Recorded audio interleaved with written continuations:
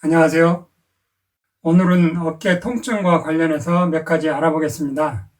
어깨 질환으로 대표적인 것이 오십견과 회전근개 증후군, 또 어깨 충돌 증후군, 석회성 건염, 이렇게 크게 한 4가지 정도가 비중을 많이 차지하는 것 같은데, 오늘은 먼저 회전근개 파열로 생기는 회전근개 증후군과 어깨에서 소리가 나는 어깨 충돌 증후군에 대해서 알아보겠습니다. 첫 번째 내용으로 회전근개란 어깨와 팔을 연결하는 4개의 근육이 있는데 견갑하근, 극상근, 극하근, 소원근 이렇게 4개의 근육과 힘줄이 모여서 회전근개를 이루고 있어요. 그런데 여러 가지 원인으로 이 회전근개가 손상되거나 파열되어 어깨에 통증을 유발하고 운동 범위가 제약받게 되는 질환을 회전근개 증후군이라고 해요. 어깨 힘줄이 파열된 것도 회전근개 증후군에 해당되고요.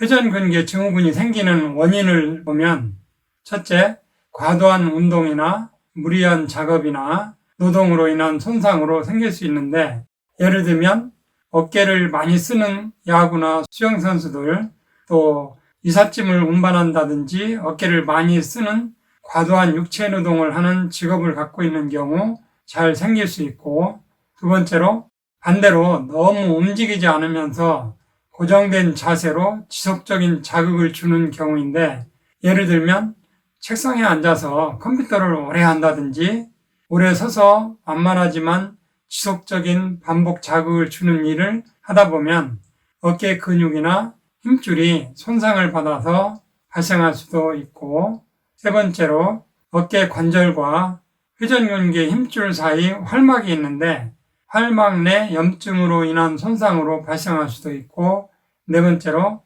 우리 인체 모든 세포들은 혈관을 통해서 영양 공급을 잘 받아야 건강한 세포가 되는데 근육이나 힘줄 세포도 마찬가지거든요. 혈관은 몸 구석구석에 영양분을 운반해주는 파이프라인이에요. 노화나 혈류장애로 인해 혈액 공급을 충분히 받지 못하는 힘줄이나 근육은 더욱 빠르게 노화되고 손상을 받게 되면서 어깨 질환이 생길 수 있어요.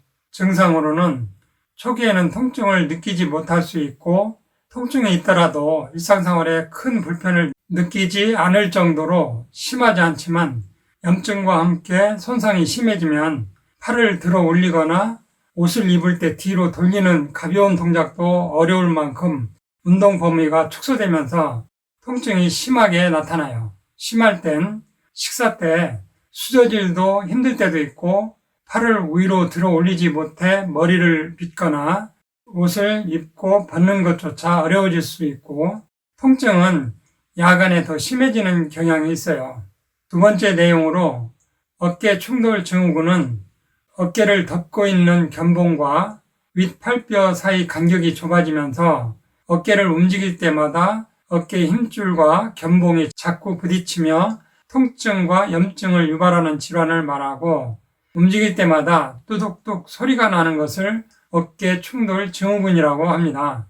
발병 원인은 첫째, 노화와 함께 견봉뼈가 길게 자라면 어깨뼈와 윗팔뼈 사이가 좁아져 충돌하기 쉬워지는데, 이렇게 노화로 인한 퇴행성 변화로 어깨 충돌 증후군이 생길 수 있고, 두 번째로 선천적으로 어깨뼈가 기형인 경우도 있고, 세 번째, 야구나 농구, 배드민턴 선수처럼 팔을 위로 드는 동작을 많이 하는 직업을 갖고 있는 경우 발생할 수 있고, 네 번째로 운동 전후로 충분한 스트레칭을 하지 않고 과도하게 어깨를 사용해서 생길 수도 있어요. 증상으로는 어깨에서 뚜둑 소리가 나고 어딘가에 걸리는 듯한 느낌이 있고, 팔을 올릴 때 통증이 심해 동작을 멈추게 되고, 팔을 특정 방향으로 돌릴 때 뜨끔한 통증이 있어요. 어깨 충돌 증후군은 팔을 움직이지 않을 때는 아무런 통증도 없다가 팔을 움직일 때나 머리 위로 들어 올릴 때